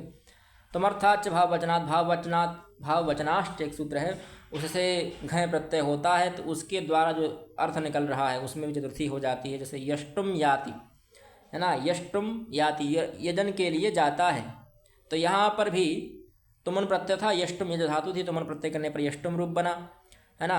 अब यहाँ पर यज धातु से ही घय प्रत्यय करने पर घय, यहाँ की इत संज्ञा लोप हो जाता है, घा का इत संज्ञा लोप हो जाता है, यहाँ का इत संज्ञा लोप हुआ है, इसलिए अचोणति से आदि में वृद्धि हो जाती है, तो याज बनता है, जो हो को घृण्य, तो एक सूत्र है वो जा को गा कर देता, तो यागह ऐसा रूप बन जाता है। जब हम कृदंत पढ़ेंगे तो आपको समझा देंगे। तो यागह रूप बना, यागह में चतुर्थी रूप बनाएंगे तो यागाय हो जाएगा। तो उसी प्रकार से यहाँ यष्टुम, इस यज धातु के प्रयोग में जिसका प्रयोग हुआ भाववचनार्थ सूत्र से, याग शब्द बना, याग से यागाय बना, इसलिए यागाय याति चतुर्थी विभक्ति हो गई उसमें। तमर्थाच भाव वचनात् इस सूत्र से। अब आगे चलते हैं, और भी ऐसे बहुत सारे उदाहरण मिलेंगे आप, जैसे पठितुम याति ऐसा कर सकते हो, तो पाठनाय है ना, पाठाय याति ऐसा हो जाएगा, पाठ बनेगा, पठ का पाठ बन जाता है। जपाय, यहाँ जपितुम है ना, कर देना, जपितुम याति जपने के लिए जाता है, तो जप का जाप हो जाएगा, जापाय याति ऐसा बन जाएगा। और भी बहुत सारे उदाहरण मिलेंगे वो तो। नमस्वस्ति स्वाहा सुधारम भषण योगा चिहगत, नमा के योग में, स्वस्ति के योग में, स्वाहा के योग में, सुधा के योग में, अलम के योग में, भषट के योग में चतुर्थी विभक्ति होती है। कुल 6 अर्थ बताए हैं। ये फिर योग चतुर्थी स्यात् है ना, जैसे हरये नमः, हरि के लिए नमः हम बहुत प्रयोग करते हैं, हरये नमः, कृष्णाय नमः, गोविंदाय नमः है ना, बहुत जगह आपको मिलेगा ना वो भी। जैसे दिक्कालाद्यन वच्छिन्नानंद चिन्ह मात्र मूर्तये स्वानुभूत्य कमानाय नमः शांताय, जैसे वहाँ पर जो नीति शतक का मंगलाचरण है, और भी कहीं भी मंगलाचरण उठाइए, हर जगह पर नमः का प्रयोग ही मिलेगा। नमः का प्रयोग है तो चतुर्थी विभक्ति का प्रयोग होना ही है ना। और जैसे प्रजाभ्या स्वस्ति, प्रजा का कल्याण हो, अग्नये स्वाहा अग्नि के लिए स्वाहा, पितृभ्य स्वधा पितृभ्य पिता जो पिता हैं और पितृ हैं, पितृ लोग पितर हैं, उनके लिए स्वधा समर्पित करते हैं। देवताओं के लिए स्वाहा का प्रयोग करते हैं, और पितरों के लिए स्वधाकार का प्रयोग करते हैं। देवताओं के लिए आप स्वधा नहीं कह सकते, पितरों के लिए स्वधा का प्रयोग होता है। और अलम का अर्थ यहाँ लिया है, अलम इति पर्याप्त्यर्थ ग्रहणम। अलम के योग में हमने पहले तृतीया पढ़ ली है ना, वहाँ पर तृतीया का प्रयोग था। अब यहाँ चतुर्थी का प्रयोग बता रहे हैं कि अलम का अर्थ, जैसे आपको बताया नहीं होगा, पर अलम के योग में तृतीया भी होती है, अभी बताया नहीं होगा शायद। जैसे वार्तया अलम, हमें कहना है कि वार्ता मत करो, तो यहाँ अलम का प्रयोग करके हमने वार्तया, ये तृतीया विभक्ति का हुआ अलम, वार्ता मत करो, यहाँ रोकने वाली बात हो गई है। जब क्रिया का सीधा सा अर्थ, क्रिया के बिना वाक्य बताना है, तो वहाँ पर भी तृतीया विभक्ति होती है, ऐसा कुछ मिलते हैं नियम। तो अलम यदि पर्याप्त्यर्थ ग्रहणम, यहाँ जो अलम है उसके कई अर्थ होते हैं वैसे, तो यहाँ पर्याप्त्यर्थ वाला है, यानी अलम का यहाँ पर्याप्त अर्थ है, और पर्याप्त अर्थ वाले शब्द भी यहाँ आ जाएंगे। जैसे दैत्येभ्यो हरि अलम, दैत्यों के लिए भगवान विष्णु जो हैं वह पर्याप्त हैं है ना। प्रभु, दैत्येभ्यो हरि प्रभु, दैत्यों के लिए हरि प्रभु हैं। समर्थ, समर्था, दैत्येभ्यो हरि समर्था, समर्थ हैं, शक्त हैं, सक्ता इत्यादि। प्रभवादि योगे षष्ठ्य भी साधु, प्रभवादि इत्यादि योग में षष्ठी भी होती है। तस्मयी प्रभवती और स येषां ग्रामणी इत्यादि में आप, ये तस्मयी प्रभवती पाणिनि जी का सूत्र है, और स येषां ग्रामणी ये भी पाणिनि जी का सूत्र है। यहाँ एक जगह उन्होंने षष्ठी कर दी, एक जगह चतुर्थी कर दी, दोनों जगह उपयोग मिलते हैं, प्रयोग मिलते हैं, 3 निर्देशात यह हमें ज्ञात हुआ।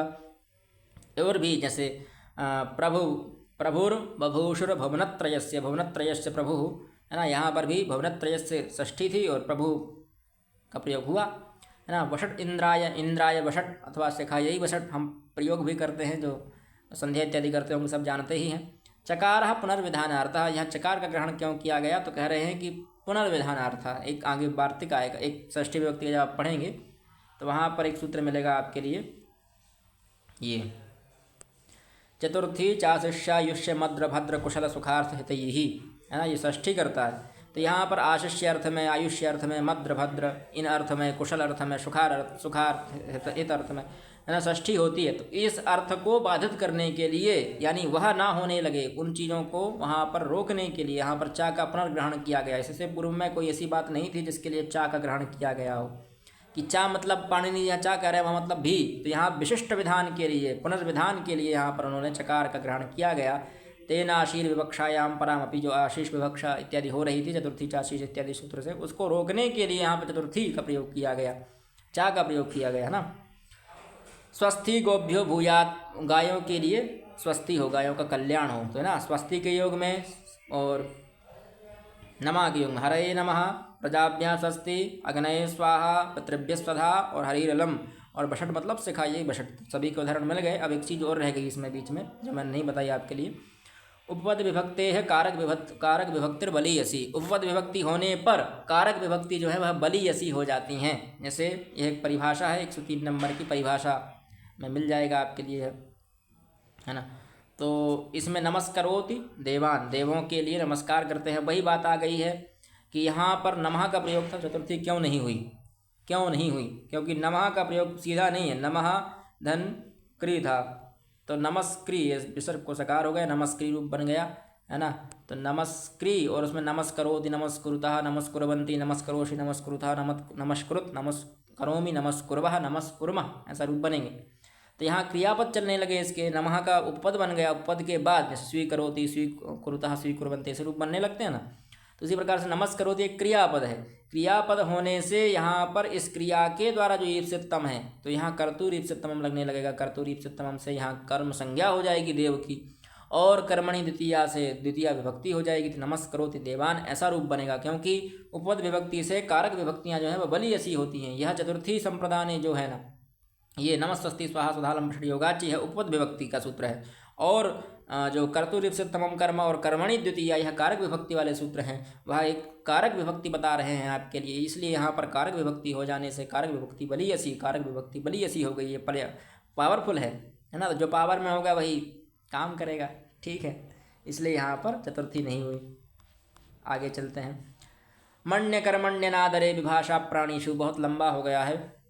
मण्य का प्रयोग हो, है ना, कर्मणि में, और अनादरे इस अर्थ में हो, तो वहाँ पर विभाषा विकल्प से अप्राणीषु, वहाँ पर अप्राणी अर्थ होना चाहिए ना, प्राणी वाला अर्थ नहीं है, प्राणी वर्ज, प्राणी को छोड़कर मन्य धातु का प्रयोग हो कर्म में, तो वहाँ पर चतुर्थी होती है तिरस्कारे। अनादरे मतलब तिरस्कारे।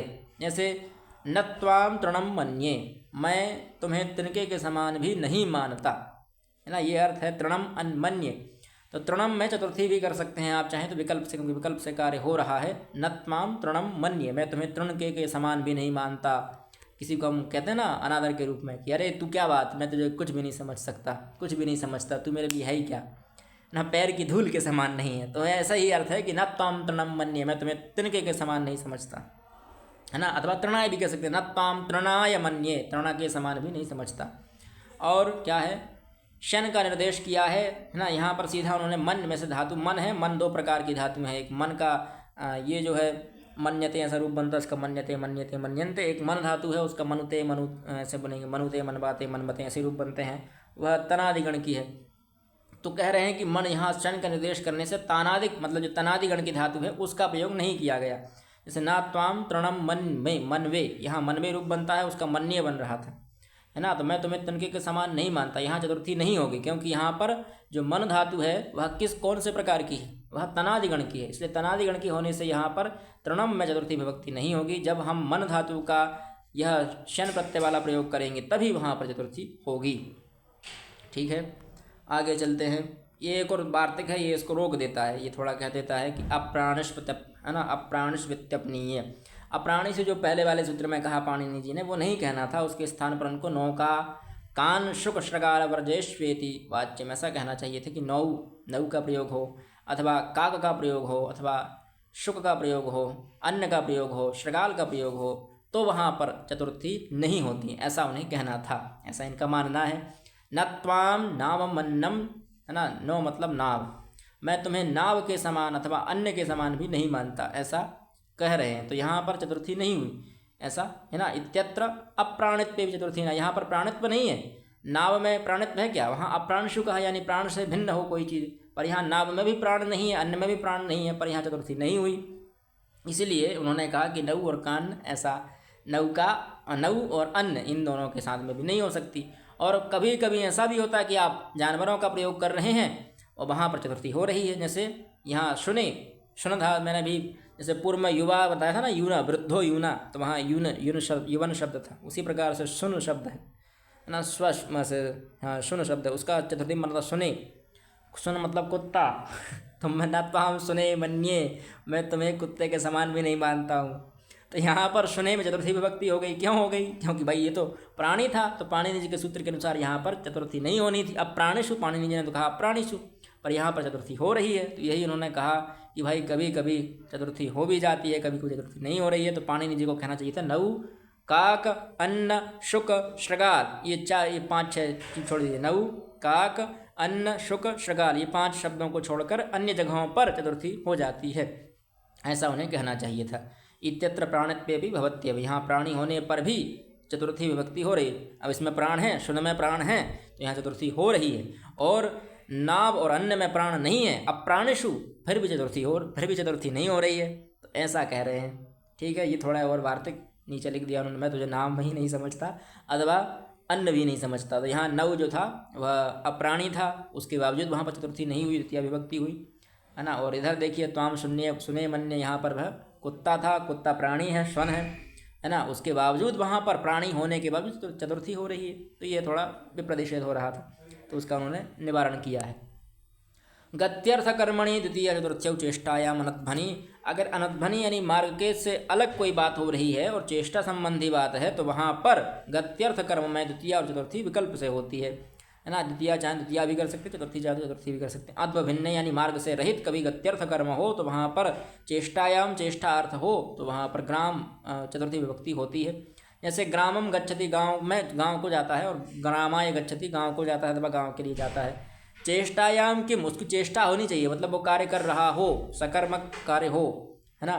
जैसे मनसा हरिम व्रजति, मन से हरि को ले जा, मन जो है वो हरि की ओर ले जा रहा है। अब यहाँ पर वो हिल नहीं रहा है, केवल बैठा है अपने स्थान पर। हम यहाँ बैठे हैं, मन से ही भजन कर रहे हैं, मन हमारा जो है हरि में समर्पित कर दिया, हरि की ओर ले गए हैं। तो यहाँ पर हरिम व्रजति, यहाँ पर मनसा हरिम व्रजति, हरे व्रजति नहीं हो पाएगा, है ना, हरे व्रजति।